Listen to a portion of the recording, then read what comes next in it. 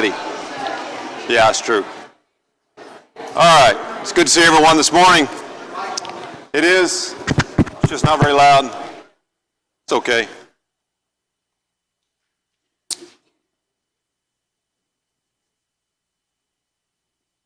When I was a kid, there was a television show. I think it just lasted a few seasons.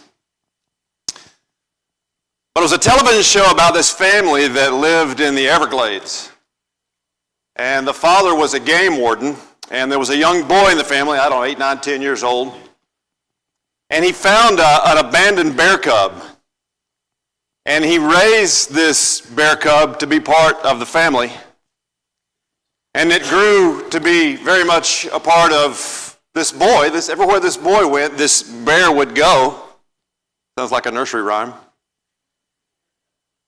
But this bear grew to be very big, very large. And the name of the television show was Gentle Ben. And this bear would help this boy out of whatever circumstances he found himself in. I tell you that story, and we're going to kind of come back around to it in just a second, because that really encapsulates the idea of what is said here in this Beatitude this morning. Blessed are the gentle, for they shall inherit the earth. We're going to need to do a little bit of a word study this morning so that we can fully understand what the writer meant when he said this, when he wrote this, when Jesus said this. Because when you look deep into this word, what you'll find is in the original Greek, there are 4 different Greek words that are translated in different versions as the word that we use, gentle. For example, in 1 Thessalonians chapter 2, verse 7, Paul would say to the Thessalonians, talking about how he dealt with them, he said, but we were gentle. There's our word. You'll find that word in the ASV and the ESV and the King James. He said, we were gentle among you, like a nursing mother taking care of her own children. This is a different word than the gentle word that we find here in this Beatitude. This brings about the idea of unskilled or simple-minded. In fact, the NIV uses a phrase. He says in the NIV, instead, we were like young children among you, just as a nursing mother cares for her children. In other words, we came down to that level. That's the idea of that word, gentle. Another example is found in 1 Timothy chapter 3, where in that letter we find the qualifications for elders. And the verbiage there is not violent, but gentle. There's our word. The word is found in the NIV, the ESV, the New American Standard. He says we were not violent but gentle, or he needs to be not violent but gentle, not quarrelsome. In other words, equitable, fair-minded, mild. The King James Version uses the word patient. That's a different use than what we commonly mean when we say the word gentle. This word in Matthew 5 comes from the Greek adjective praus.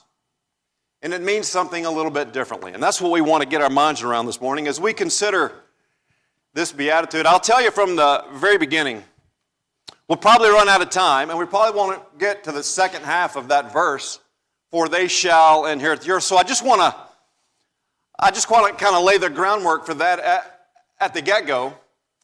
I've looked at this a lot, and I'll just tell you, I don't exactly know what that entails, because the pundits don't agree with exactly what it means, whether it's spiritual or physical or literal or figurative, something that is realized now, something that's going to be realized in the future, whether it's something that is earned or just indicative of this character trait. Maybe all of that. But I'll tell you, from my perspective, it really doesn't matter. And the reason that I say that it really doesn't matter is because God said this is good. This is something to obtain. In fact, in 1 Peter 3, we'll see that he uses the word, this is precious. And so, really, I don't need to have that defined for me exactly what that means. I've got the ideas in my mind. Jesus here is quoting or reiterating Psalm 37, where the idea is a companion to the idea of peace that may be coming as a result of being this. So I'll tell you, I'm just going to be this because that's what Jesus said be. And we'll let whatever come from that come from that.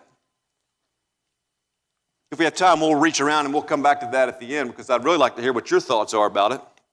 But I want to talk more about this word praus and what it means to you and me and how it relates to our lives as Christians. This adjective is only found 3 times in the New Testament.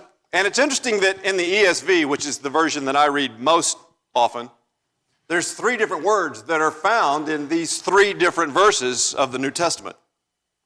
For example, in Matthew 21, verse 5, Jesus said, this is him speaking, "Say to the daughter of Zion, behold, your king is coming to you humble." There's the word, humble, and mounted on a donkey, a colt, and a foal of a beast of burden. In 1 Peter 3, here's the verse that I quoted a minute ago. He said, talking about women and how it is that they are to present themselves in society, he said, "But let your adorning be the hidden person of the heart with the imperishable beauty of a gentle and quiet spirit." There's the idea. There's that word. The rest of that verse goes on to say, because this is very precious in the sight of God, something of value. So whatever this is, it's valuable, it's substantial, it's helpful, it's beneficial, and it's real. And so we want to be what this is. In Matthew chapter 5, the verse that we're studying this morning, this Beatitude, he said, "Blessed are the meek." There's the word you're probably waiting for me to say, because almost every other translation uses that word meek, and we don't use that word a lot, do we? I mean, it's just not common for our language, and maybe because it sounds so much like weak. We don't like to think of weakness, but in reality, it is not that. It is not a weakness. It's a strength. Let me get this whole slide up here. We'll talk about it. This is not frail. This is not sheepish. This is not inadequacy. I tell guys all the time, your ability not to go to blows is a strength. It's not a weakness. It's not to be viewed as an inability or something that you don't possess, some cowardice. It's not that. The ability to be gentle, to be meek in the way that Jesus is using this word is a strength, and it's valuable. Strength under control is a good way to look at this word. Strength under control. That's gentle Ben. Ben, in the story at the beginning, is a bear with all this ability, and it's controlled, it's focused, it's used in the right way. Many years ago, I found myself with the ability to go on a legitimate cattle drive. This is before we moved here. A friend of mine and myself had an acquaintance that did this twice a year. We went out to Colorado, and for about 2 weeks, we drove this cattle across the San Luis Valley. I don't know much about horses. I know my extent of horse knowledge comes from the ones at the supermarket that eat quarters. And that became very obvious to the people that I was with before we even got started. See, I had to borrow a horse. These other 4 guys, they brought their own horses. I had to buy a hat. Let me tell you something. If you've got to buy a hat to blend in, you're not going to blend in. And so they gave me a horse with a gimp, because they knew this guy can't hurt himself in this. But as we continued through it wasn't a couple of days, and it seemed like it got worse, and I just felt so bad for this horse. And I said something to them at the beginning, and then the first day I said something else, and then the second day I was like, this horse is just going to fall over. I'm like, all right, you want another horse? We'll give you another horse. This horse is gentle, but when it was young, it got into some barbed wire. So stay away from any barbed wire that you see. Well, Karma's not going to let go of that. And sure enough, we're just cruising along. This is probably day 4. And I didn't see it, but that horse saw it. And if I could have held on, it would have been a real hi-ho silver moment. But I was on my back like that. And when I picked my head up to see what was going on, that horse was full gallop, 100 yards away. It's still going. And they had to go get it and bring it back. I was watching for barbed wire from that day on, I promise you. But the horse was gentle until. So that's kind of a humorous story, but how does that apply to you and me? See, if that horse had really been gentle, he would have not done that when he got in the middle of it, right? How are you when you find yourself pushed into a position where gentleness is tested? You recognize that gentleness is not valuable until it's tested, right? Same thing with trust. I mean, we can all say we're gentle people. We can all say we trust God, but will you really when it gets hard? When life rears up and things get difficult, how will you react? You recognize this is something that we've got to figure out ahead of time. This is not a character trait that we're going to be able to develop in the moment. It's not going to happen. So that's why we study this. That's why we look. That's why we think about this. Are we really trying to be what it is that Jesus said is valuable, is worthy, and helpful?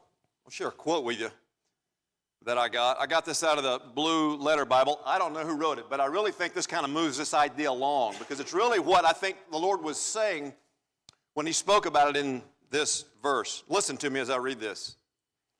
Meekness, there's our word, toward God is that disposition of spirit in which we accept his dealings with us as good, and therefore without disputing or resisting. In the Old Testament, the meek are those wholly relying on God rather than on their own strength to defend against injustice. Thus, meekness toward evil people means knowing God is permitting the injuries they inflict, that he is using them to purify his elect, and that he will deliver his elect in his time. Gentleness or meekness is the opposite to self-assertiveness and self-interest. It stems from trust in God's goodness and control over the situation. You see, this is really where this idea of meekness comes to play. When life comes at you hard and forces your hand, and I want to tell you, there's people here who know what that feels like, even as we speak this morning. This is realized in some of your lives in ways that I can't even imagine. But I know. Are you going to be this person? Are you going to be the one that relies on God? Are you going to be gentle through the storm? Are you going to maintain that control because God said that's precious? That's valuable. That will help you through life in ways that you probably can't understand. So, how are we doing? How are you doing with this idea of meekness? I'll be honest with you, I haven't always done very good at it. I've not been what I know the Lord is asking us to be. I've not seen the value in that because I've wanted it my way. And if you crossed me, I felt like I had a right to stand up and be heard. It's not what it is. That's not the way it works. Is there room for improvement in your life when it comes to meekness? All of us would say, yeah. I see a lot of heads going, yeah, there's room. I need to be better about this. I need to meditate on this idea. I need to think about this. Any thoughts, any comments? I think y'all talk more when Chris teaches. Yeah, Larry.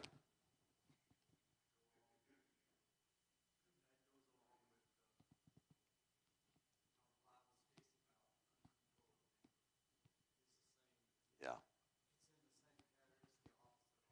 It is.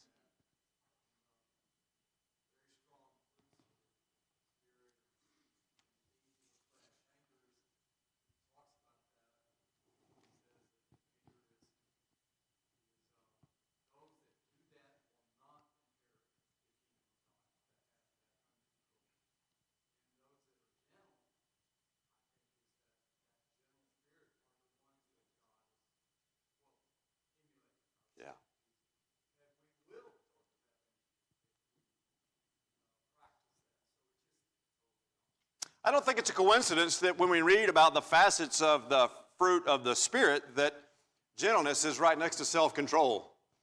That's what Larry's talking about. They are related. You can't have one really without the other. They are, and a lot of words that we use are along the same kinds of lines. They are intertwined. They are connected. Well, who is it that should be the benefactor of our meekness? Ephesians chapter 4, verses 1 through 3 says that we need to be that way with each other. He said, I, therefore, a prisoner of the Lord, urge you to walk in a manner worthy of the calling to which you've been called, with all humility and gentleness. There's a word that's paired with the idea of gentle, being humble. We read that earlier in the ESV when the Greek word is translated humble. He says, with patience, bearing with one another. Bearing with one another in love, eager to maintain the unity of the Spirit and the bond of peace. How good we are doing that.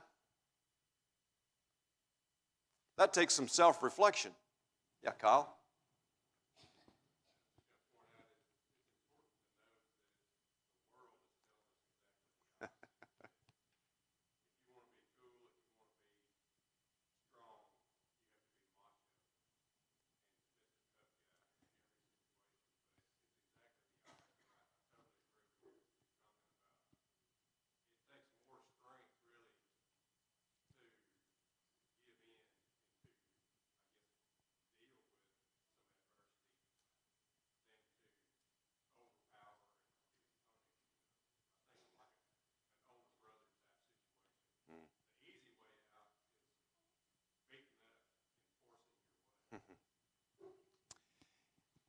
It's actually the last point of my notes. The concept here is countercultural. That's what he's saying here.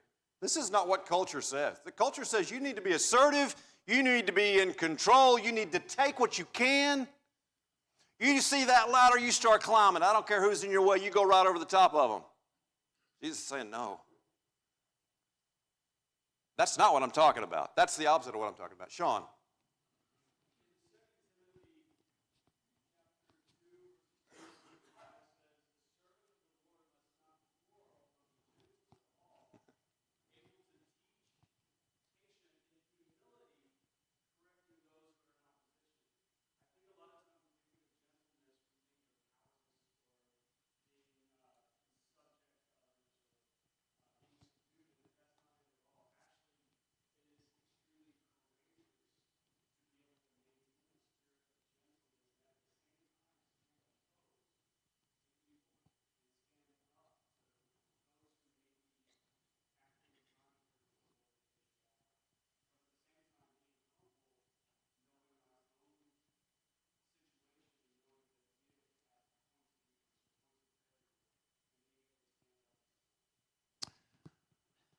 Would you please say that again when we get to that verse here, 2 more points?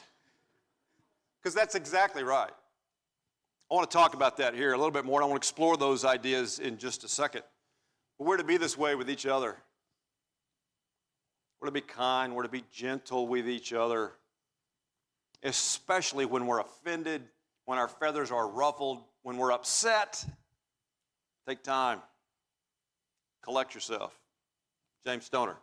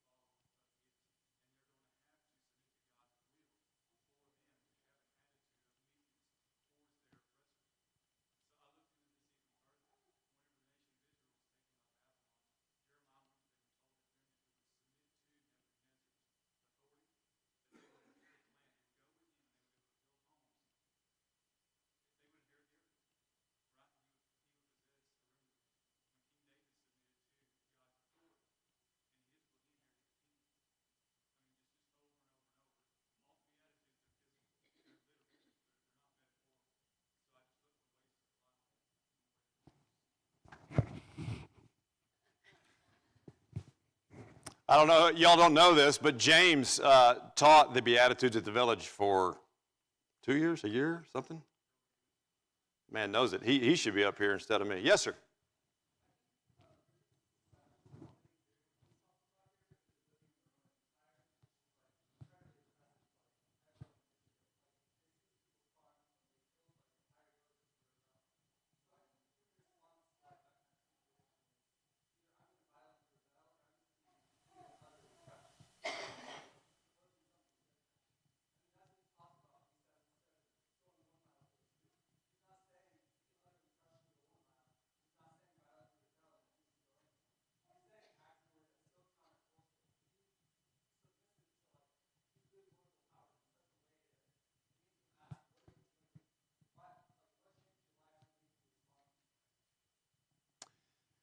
The type of oppression that the people in the days of Jesus is something that you and I don't know, do we?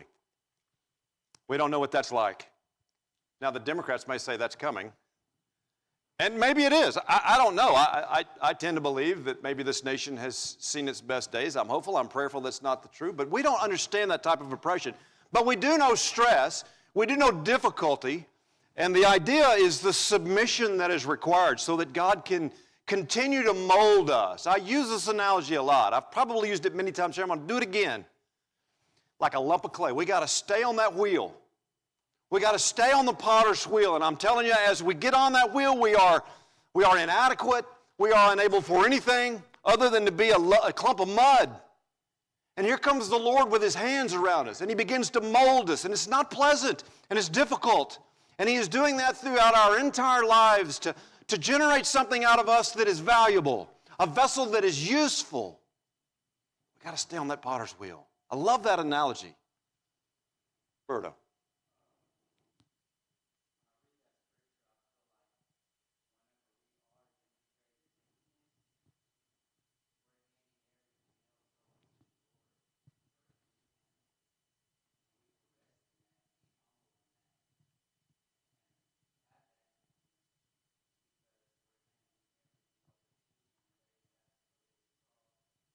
That's it, handing it over to the Lord. But understand that we can do that, but it's only when the ceiling caves in that we'll find out if we're truly what he's trying to get us to be. So as I said earlier, this is something we've got to contemplate now. We've got to figure this out now so that when those things happen, we are ready to be people who are meek. Let's continue. Philippians chapter 4, verse 5. Let your gentleness be known to everyone. That's a different word.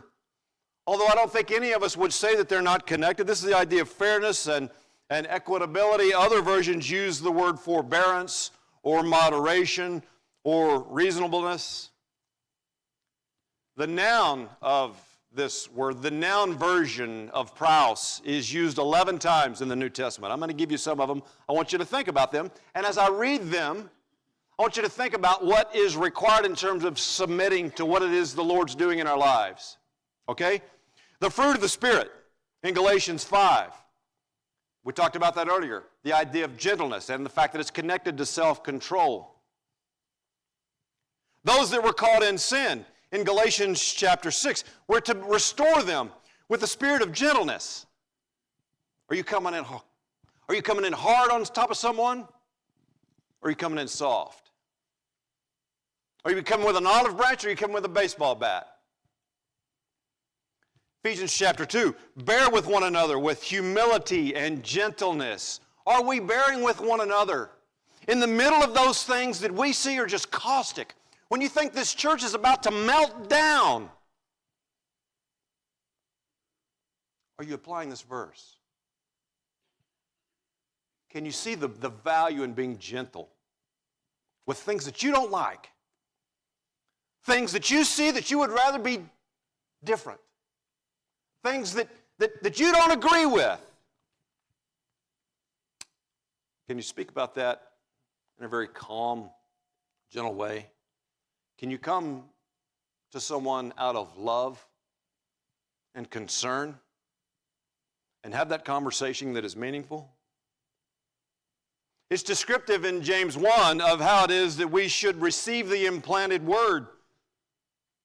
In James chapter 3, he says, the wise and understanding are to show works through meekness and wisdom.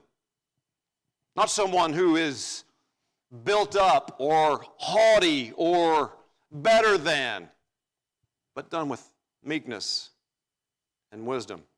When we make a defense for what it is that we believe, 1 Peter 3 says, do this with gentleness and respect. When you're out there in the world and you're having these conversations, are you able to talk about it in a gentle way, in a calm way?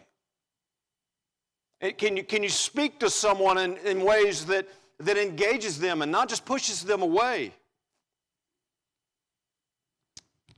2 Timothy chapter 2. Flee youthful lusts and pursue righteousness, faith, love, and peace, along with those who call on the Lord from a pure heart. Have nothing to do with foolish, ignorant controversies.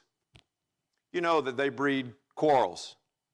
And the Lord's servant must not be quarrelsome, but kind to everyone, able to teach, patiently enduring evil, correcting his opponents with gentleness. That's the noun. Why? Here we go. God may perhaps lead them to repentance, to a knowledge of the truth, and that they may come to their senses and escape from the snare of the devil after being captured by him to do his will. See, there's a real value in how it is that we approach others, each other and others out in the world. There's a real value. There's a right way, there's a wrong way. And it's all designed. All of it is designed to bring them to repentance. And I will tell you, if there's someone in your life right now that has walked away from the Lord, but their heart's still beating, there's still hope. And you need to recognize that the end of their story is not written yet. And some of that may depend on how it is that you react to them in their present state. Are we being gentle? How you doing? How you doing with this idea? Ben?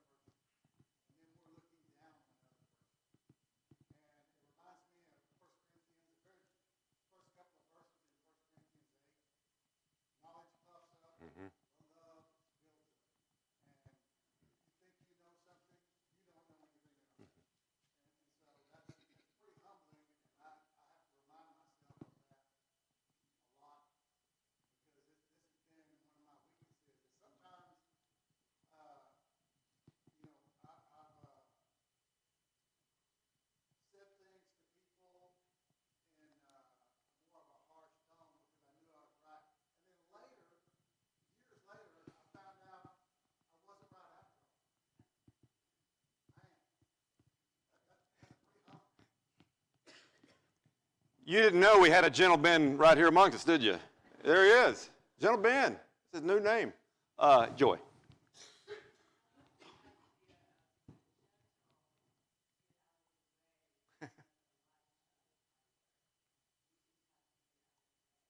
Sometimes.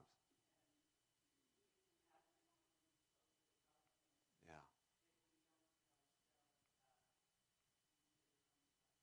We think we got to be the ones to activate the change, right? When really it's the Lord that'll do this. We just got to get the seed out of the barn. Sean.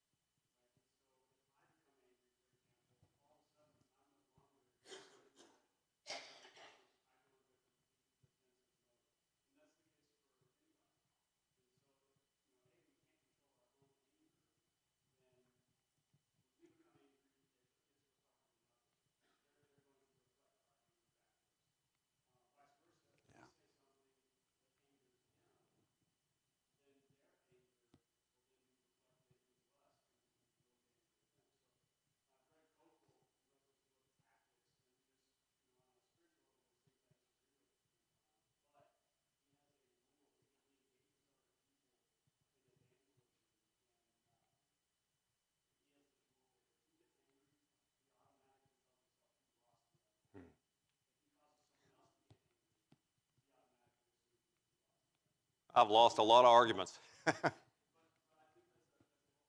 Absolutely.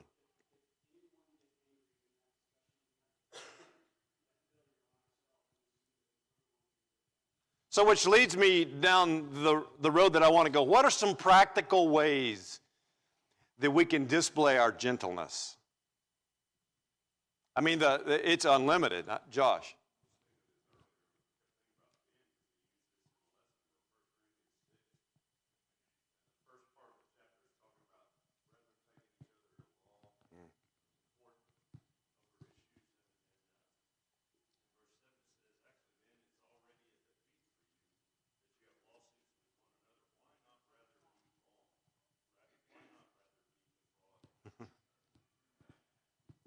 I hope you all heard what Josh was talking about. It's about the tendency that this society has to litigate all the issues out in the courts of men.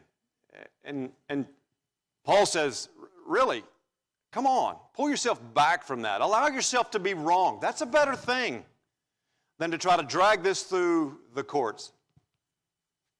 I like that. AP.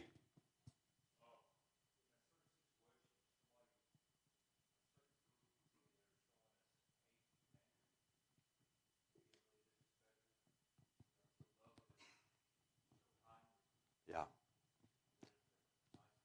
Yeah. What about with your spouse? Is there ever a time to show that gentleness, that meekness with your spouse? Let me tell you, absolutely. Hang on, guys. What about with your coworkers? Is there ever an issue there where it is time for you to take time out? What about on the road? Wow. What about while you're driving? I'll tell you a quick story if you won't tell anybody else. Several years ago, Deidre got her motorcycle's license, and so we have a couple of motorcycles that we were riding. And she's fairly new to it, so she's not totally skilled, not totally comfortable with it, but we come up to 849. We've got to turn left onto 849 over by Grant's house. And I'm in the front, and so I'm thinking there's a car way out there, and I'm thinking she'll come right out, she'll be right behind me. Well, I pulled out, and of course she chose not to. So now there's a car between us, okay? She's still waiting for it to be clearer than it was, but she's going to stop, and she's going to be very cautious. And so there's this car between us. So I'm having to slow down because I know that if I just go the speed limit and find her at the end, it'll not go well. So I go slow because I don't want to run off and leave her, but there's a car between us. And I'm holding this car up. And I could tell that I'm dragging the situation down. And I really don't know. I don't know what to do. Should I take off? Should I pull? I really couldn't pull over. But this car behind me is just not happy with the fact that I'm going less than the speed limit. We pull up to the stop sign at I-20. Many of you know where that is. And I look at and I recognize that's Chris Emerson behind me. And I wanted so bad to put the kickstand down right there at the end, at the stop sign, and get off my motorcycle and walk back to him and raise my lid and give him a thumbs up. So I sat there for longer than you would expect anyone to sit there because there's cars at all four, stop signs. And he doesn't know he doesn't know who I am. He can't see me. He's like, what is this guy doing? I don't think he ever said anything wrong. He was totally, almost calm. But he passed that test. He passed that test, and you and I can relate to that. I know each and every one of us can recognize that when we're on the road, we're in the car by ourselves, that it's very easy for us to be something other than gentle. Nobody can hear us, but the Lord can. There's an attitude there that you and I can develop while we're in that situation that will play itself out in ways that will be seen and that will be noticed. Jason.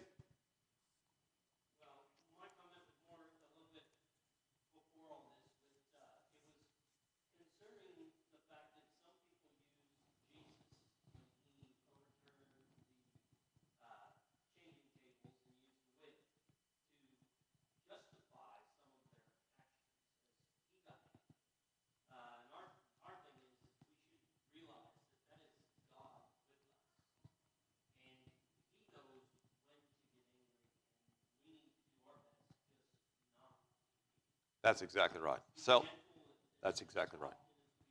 That's exactly right. By the way, Chris doesn't know that was me even to this day, so don't tell him. Keep that between us. He probably forgot all about it. James.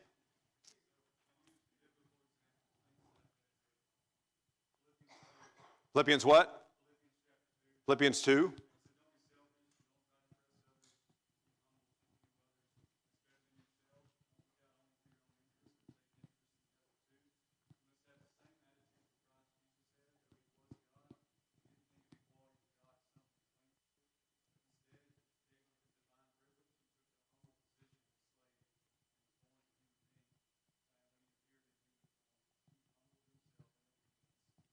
He's the perfect example. You're exactly right. With the few minutes that we've got left, is there ever a time not to be gentle?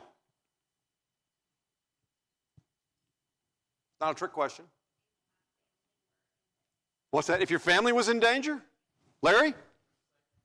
With Satan? Do we have examples when it's fair not to be gentle? I would even challenge that, though, because Michael, the Yep. angel said that he wasn't willing to call Satan out. Yeah. I think the way you have defined gentleness, it ought to always be the way we approach every situation. So is there ever a time when it would appear that we're not being gentle? Listen, think about Jesus, right? With the money changers. If anybody had been there and seen Jesus for the first time, saw him doing that, do you think the first thing that they would have thought was, what a gentle man? No. That was some righteous indignation. What about Paul? When he stood Peter face to face. If that had been somebody's first experience with Paul, when he saw that situation unfold and Paul calls Peter out and has this discussion with him. Maybe that wouldn't have looked so gentle. I don't know. I don't think it was a text or a written message that he gave him. It says he called him out face to face. He had words with him. Now maybe it was done gently.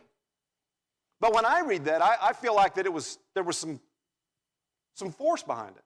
And righteously so. Somebody had a hand up over here. I think one says be slow to speak, slow to anger. There's a time to speak. What about when defending the truth? I mean, we've got to be real careful when we do this, but there was a point when Jesus would look at those that were around him and called them hypocrites. In Matthew 23, he called them hypocrites 5 times. And what else did he call them? Blind guides and snakes. Now I recognize the Lord can do things that I can't do. I mean, he is the master. He is the one that's in charge. But there is a time when it is appropriate for us to stand up and be counted. I still think that we can do it gently, though, as Tony pointed out.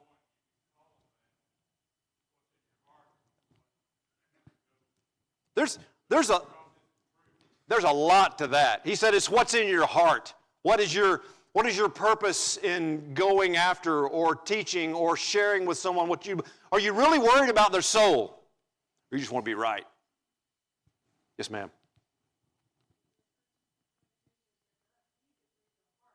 Yeah. Yeah.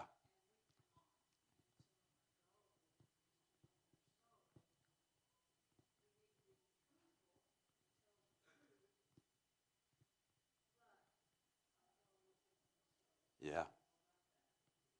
I like the idea also of protecting the family, those that we love. Jesus seemed to do that quite often with the marginalized. The woman who was caught in the act of adultery, he seems to have been pretty aggressive, I think, with those that were her accusers. And he did it in a way that was so beneficial, so helpful for you and me. Final comment. That's correct. Doesn't mean capitulating or just allowing everything to just kind of unfold. That's right.